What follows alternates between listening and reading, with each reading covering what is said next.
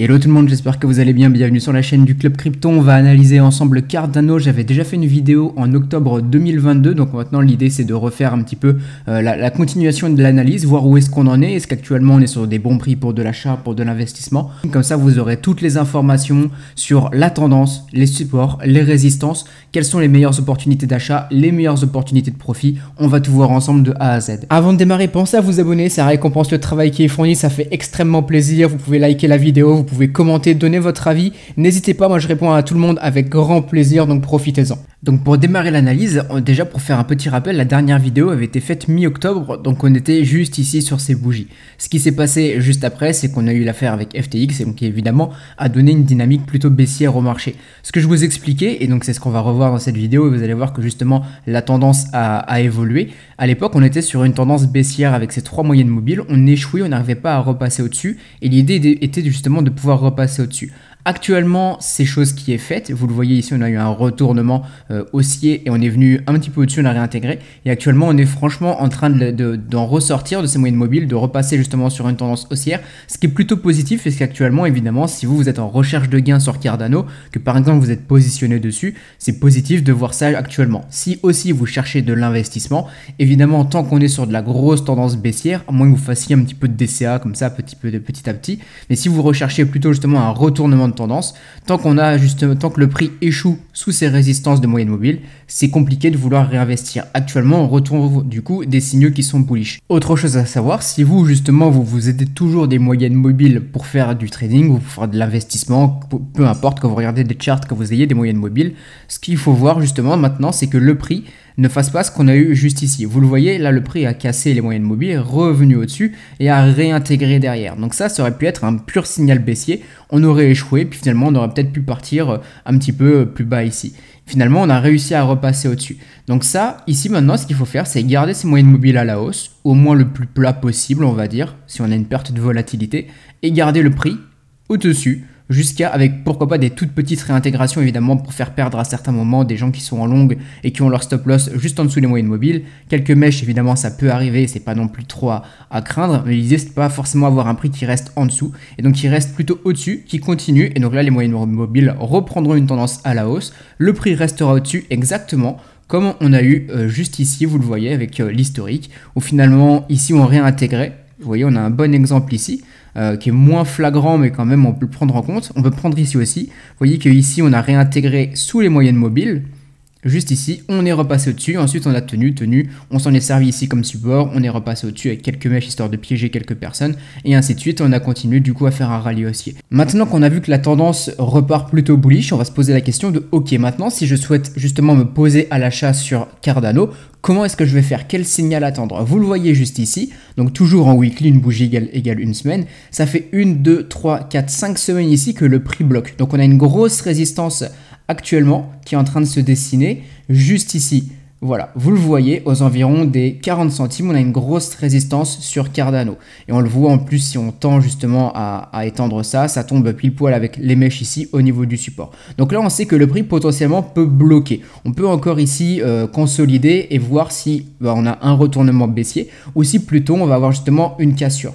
L'idée justement, c'est qu'on voit qu'on est en train de taquiner à chaque fois depuis plusieurs semaines cette résistance. Ça peut finir par péter si le marché a tendance à continuer un petit peu sa dynamique bullish. Cette résistance, au bout d'un moment, elle va lâcher. Donc là, c'est un peu comme les moyennes mobiles, on va attendre que ça casse. Et là, derrière, on aura un premier signal. Certains parmi vous, du coup, vont acheter cette grande structure qu'on a juste ici en forme de W. Vous le voyez. Et on va voir le signal d'acheter la cassure, on aura la validation de cette grosse structure et pour certains ça sera bullish. À ce moment-là, du coup vous allez pouvoir acheter. D'autres vont déjà pouvoir se positionner en essayant de choper justement le breakout, en se disant si j'achète avant le breakout, ça peut partir assez fort justement derrière une fois que c'est cassé et je serai déjà dans le train. Ça, c'est à vous de voir en fonction de votre profil. Les plus prudents d'entre vous, vous pouvez attendre la cassure justement et là comme les moyennes mobiles, je vous le disais, on revient et finalement cette résistance qu'on casse, on rebondit au-dessus, on ne repasse pas en dessous, à part potentiellement peut-être quelques mèches, etc. histoire de. Mais voilà, grosso modo, on la transforme en support, on repart. Et là, pour certains parmi vous, ça sera justement un signal d'achat sur Cardano. Maintenant, si vous, votre objectif n'est pas forcément de jouer justement ces cassures, ces structures que vous vous dites, moi j'attends plutôt des dips, et c'est là où je vais rentrer justement, là où les gens ont tendance à vendre. Moi, je veux me positionner à ce moment-là. Là, très simplement, ce que vous pouvez faire, c'est prendre les Fibos. On prend un Fibo de la mèche, on prend le dernier mouvement qu'on a, enfin la dernière bougie qu'on a juste ici. Et là, vous avez des zones qui peuvent vous permettre d'entrer. Soit justement, vous attendez que le prix revienne sur les moyennes mobiles et là, vous aurez une zone de support. Et donc, vous achetez un potentiel petit dip, un support et qui vous permet finalement de prendre le rebond un petit peu plus bas. Ça peut être sur le 0,5 qui fait aussi souvent office de support résistance.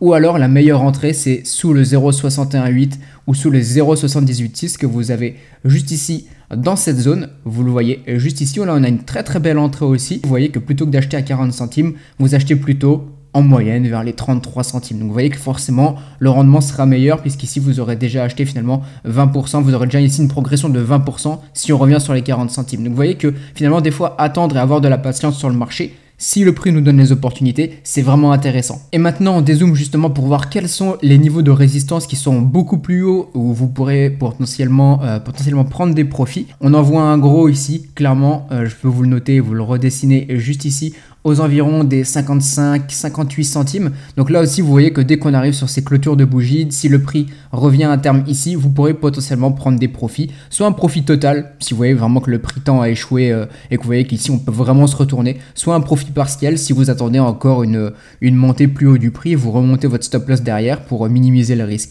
Et ensuite, on voit aussi qu'on aura cette zone juste ici aux environs des 78 centimes. Vous le voyez au niveau de ces clôtures de bougies qu'on a juste ici. Et après, on aura encore ces niveaux aussi aux environs des 1,24$. Et à chaque fois ici, vous voyez, on le voit psychologiquement, on voit vraiment que le prix se retourne à certains endroits où il échoue. Là, vous voyez pareil, aux environs des 1,50 grosso modo, 1,63. Là aussi, tout ça, c'est des niveaux de résistance où vous pouvez prendre des profits. Si jamais vous voulez utiliser par exemple un Fibo, et on clôturera justement là-dessus, et là aussi, les Fibos sont très intéressants. Là, pareil, ça peut vous donner, comme ça vous donnez à l'achat ici des zones de support, ça peut vous donner des zones de résistance. 0,382 là aussi pareil, vous voyez les 1,30. Donc toute cette zone entre la résistance que je vous disais ici ou celle-ci, ça peut être une grosse zone de profit, clairement ici. Et ensuite à chaque fois le 0,5, 0,618, 0,786, une super zone aussi. Si vous voulez prendre des profits, clairement les investisseurs qui ont acheté ici, si le prix revient ici, qu'ils n'ont pas tout vendu, ça sera une super zone ici pour avoir un retournement baissier long terme sur Cardano, si jamais évidemment on y vient. Toute cette zone sera une grosse zone propice de vente. Donc si vous cherchez des gros rendements et que vous dites que pour vous, Cardano peut aller très très haut, retenez que la zone à partir des 2$, ça sera vraiment une zone où si vous n'avez pas vraiment pris beaucoup de profit, il faudra le faire clairement dans cette zone jusqu'au 2,47$. Mais commencez directement à partir de 2$ pour réduire le risque. Et si vous le souhaitez, vous pouvez rejoindre le Telegram avec les signaux d'achat. Si vous n'avez pas le temps d'analyser le marché, pour vous justement c'est contraignant, que vous voulez économiser du temps, que vous voulez éviter l'indécision, vous ne savez pas quoi faire, j'analyse le marché pour vous. Les cryptos qui sont intéressantes, je vous envoie les signaux d'achat et de vente avec différents niveaux de profit selon justement votre profil plutôt prudent, plutôt à risque, en recherche de rendement. Donc clairement ça vous fait gagner du temps, le lien dans la description. Évidemment vous pouvez rejoindre le Discord totalement gratuit, rejoindre la communauté du Club Crypto. On se dit à très bientôt, bonne journée tout le monde.